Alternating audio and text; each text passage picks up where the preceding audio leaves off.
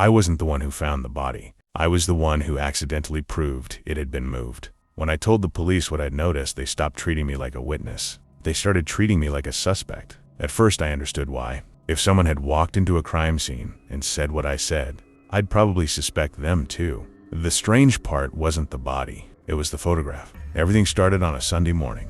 I like hiking, not the dangerous kind. Just quiet trails outside the city where almost nobody goes. That morning, I left home just after sunrise. The weather was perfect, cold enough for a jacket. No rain, no wind, just silence. About 40 minutes into the hike, I stopped at an old wooden bridge. It wasn't anything special. Most people probably would have walked right past it. But I always take pictures when I hike. Not because I'm a photographer, just because I like remembering where I've been. So I pulled out my phone, framed the bridge, and took one picture. Then I kept walking. I didn't see anyone. I didn't hear anyone. The trail was completely empty. Or at least I thought it was. The next afternoon, I got a phone call from the police. A hiker had found a body. Same trail, same bridge. The officer asked if I'd been there the day before. I said yes. Then he asked the question that made my stomach drop. Did you happen to take any pictures? I told him I had taken one. He asked me to email it immediately. I didn't understand why until 20 minutes later, when two detectives knocked on my front door. One of them placed my phone on the kitchen table. He zoomed in on my photograph. Then he quietly asked, "Are you absolutely sure this picture was taken yesterday morning?" I nodded. He turned the screen toward me. I looked at the bridge. Then I saw it. Under the bridge, barely visible through the shadows, a pair of white sneakers. I never saw anyone standing there, but my camera did. I told the detectives it had to be a mistake. The bridge was empty. I would have noticed someone standing underneath it. One of the detectives didn't answer. He simply zoomed in a little more. The white sneakers became clearer, then part of a leg, then a hand, hidden behind one of the wooden support beams. I felt sick. I swear, I never saw that. "I believe you," the older detective said. "That's not what concerns us." I looked at him. He pointed at the time stamp. The picture had been taken at 8:14 a.m. Then he opened another photo. It was taken by the hikers who found the body. Same bridge, same angle. The timestamp read, just over 27 hours later. At first, the pictures looked identical. Then he placed them side by side. "Look at the rocks." I frowned. The rocks beneath the bridge had changed, not naturally. 3 large stones were in completely different positions. Then he pointed at something else, a fallen tree branch. In my picture, it was lying across the stream. In theirs, it was leaning against the riverbank. It had been moved. I looked back at him. So, he leaned forward. Someone moved those rocks. He pointed to the branch. And that branch, then he looked directly into my eyes. "But they forgot that you photographed the scene the day before." The room went silent. I finally understood. They weren't interested in the body. They were trying to figure out what had changed before the body was discovered. Then the younger detective asked me a question that caught me completely off guard. "Did you upload this photo anywhere?" I shook my head. "No." "Did you send it to anyone?" "No." He looked at his partner, then back at me. "We need you to think very carefully. Did anyone know you were hiking there?" I thought about it. "My brother. He was the only one." The detective slowly nodded. Then he reached into a folder, pulled out another photograph, and slid it across the table. This was taken at 9:03 that same morning. I looked down. It was me, standing on the bridge, holding my phone. Someone had taken a picture of me while I was taking mine. I had no idea anyone else was there. The detectives didn't arrest anyone that week. Instead, they came back to my house. The older detective placed my phone on the table. "There's something we missed." He opened my photo again. Not the bridge, not the shoes, the background. He zoomed in until the image became blurry. Then he stopped.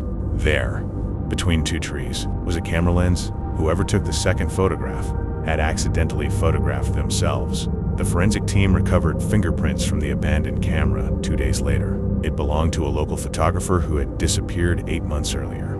Except, he wasn't dead. He confessed everything. He had been living in an abandoned hunting cabin less than a mile from the trail, watching hikers, learning their routines, waiting until someone walked through alone. The victim had surprised him while he was moving the body, so he dragged it beneath the bridge and stood perfectly still while I took my photograph. He said he could hear my footsteps. He could hear the camera shutter. He even heard me sigh before I walked away. When the detective told me that, I couldn't speak. Then he said something that has stayed with me ever since. "You weren't lucky because you survived. You were lucky because you never looked under the bridge. Sometimes I still think about that morning, about how close I came, how one photograph solved a murder, and how one glance could have made me disappear too. I bought the car because it was cheap. The seller said it had belonged to his uncle. He had passed away a few months earlier. The car wasn't perfect, but it ran well. I paid $3,000 and drove it home that afternoon. While cleaning the interior, I noticed a small dash cam behind the rearview mirror. The seller never mentioned it. I unplugged it and removed the memory card. I expected to find a few random driving videos. Instead, there was only one file. The timestamp showed it had been recorded almost 2 years earlier. I clicked play. The video started in complete silence. The car was parked across the street from a small brick house. Nothing happened for several minutes. I almost closed the video, and the front door opened. A young woman stepped outside carrying 2 suitcases. She looked over her shoulder several times. She looked scared. A black pickup truck slowly pulled up behind her. The woman froze. The driver got out. The dashcam couldn't capture their conversation, but I could clearly see the woman shaking her head. A few seconds later, she got into the truck. The truck drove away. She never came back into the frame. The recording ended exactly 12 minutes later. I didn't know why, but I couldn't stop thinking about that woman. The next morning, I watched the video again. This time, I wasn't watching the woman. I was watching everything around her. There was a street sign at the corner of the video. I paused the footage and zoomed in. The image was blurry, but I could still read the street name. I searched the address online. The house was less than 30 minutes away from me. I drove there that afternoon. The house looked abandoned. The windows were covered with wooden boards. The mailbox had been ripped off the post. A neighbor was cutting his grass across the street. I asked him if anyone still lived there. He looked at the house before answering. "Not anymore," he said. Then he asked me a strange question. "Are you here because of the video?" I felt my stomach drop. I asked him what he meant. He told me that 2 years earlier, a young woman had disappeared from that house. Police searched for weeks but never found her. Everyone thought she had run away. Before I left, the neighbor said one last thing. "You're not the first person to ask about that dashcam video." I stopped walking. "What do you mean?" He shrugged. "A detective came here last year. He had the exact same recording." Couldn't stop thinking about what the neighbor had told me. The next morning, I called the police department that had handled the case. Most of the information was still confidential, but one retired detective agreed to meet me. I brought the memory card with me. He watched the entire video without saying a word. When it ended, he paused the footage. He didn't pause it on the woman. He paused it on the truck. Then he zoomed in on the passenger side mirror. I had never noticed the reflection before. Standing behind the dashcam car was another man. He was holding a camera. The detective looked at me. "We never had this version of the recording," he said.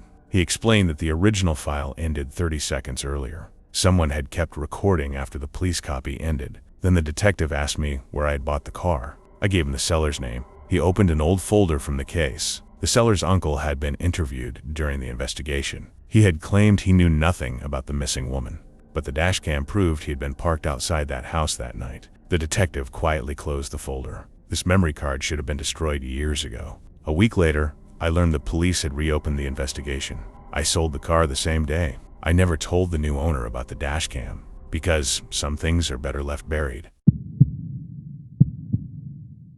I never planned on buying a storage unit. I was only there because my friend couldn't make it. He flipped abandoned storage units for extra money. That Saturday, he asked me to bid in his place. Most of the units were full of junk. Broken furniture, old clothes, rusty tools. Nothing worth buying. Then they opened Unit 47. It looked different. Everything inside was neatly organized. There were plastic containers stacked against the wall. A workbench stood in the corner, and there was one large metal chest with a heavy padlock. The bidding stopped at $400. Nobody wanted it, so I bought it. As I signed the paperwork, the auction manager walked over to me. He pointed at the metal chest. "If I were you," he said quietly, "I wouldn't force that lock open." I smiled. I thought he was trying to make the auction more memorable. I loaded everything into my truck and drove home. I started opening the plastic containers first. Most of them were filled with ordinary household items, until I found a small cardboard box. Inside were dozens of old photographs. Every single photo showed the same house. The strange part wasn't the house. It was the date written on the back of each photo. The photos had been taken every Friday for almost 12 years. At first I thought the photos were part of someone's hobby, but something didn't feel right. The house looked exactly the same in every picture. The same front porch, the same broken mailbox, even the same curtains in the windows. Nothing ever changed. Then I noticed something I had missed. There was someone standing in the upstairs window. I checked another photo. The person was still there. Every single Friday. For 12 years. I flipped every photo onto the table. The person never moved. It looked like they had been watching the camera the entire time. I went back to the storage unit the next morning. The metal chest was still sitting in the corner. This time I decided to open it. The lock came off with one hit from a hammer. Inside wasn't money. It wasn't jewelry either. It was filled with dozens of VHS tapes. Every tape had the same address written on the label. The same house from the photographs. And every tape had a different date. I suddenly remembered what the auction manager had said. I wouldn't force that lock open. I still had an old VHS player in my garage. I picked the tape with the oldest date and pressed play. The recording started with a view of the same house. The camera never moved. It was pointed directly at the second floor window. Nothing happened for almost 20 minutes. I almost turned it off. Then the bedroom light came on. Someone walked to the window. It was the same person from the photographs. They stood there without moving. The recording ended a few seconds later. I tried another tape. The same thing happened. Different year, different season, same house, same person. I searched the address online. The house had been destroyed by a fire 8 years earlier. According to the news report, no one survived. That didn't make any sense. Some of the tapes had been recorded after the fire. The next day, I called the auction company. I asked who had rented Unit 47. The employee went quiet. Then he told me something I wasn't expecting. Nobody rented that unit. It belonged to our company for almost 15 years. I looked at the tapes one last time. Every single one disappeared before the police could collect them. To this day, I still don't know who recorded them or who put them inside that locked chest.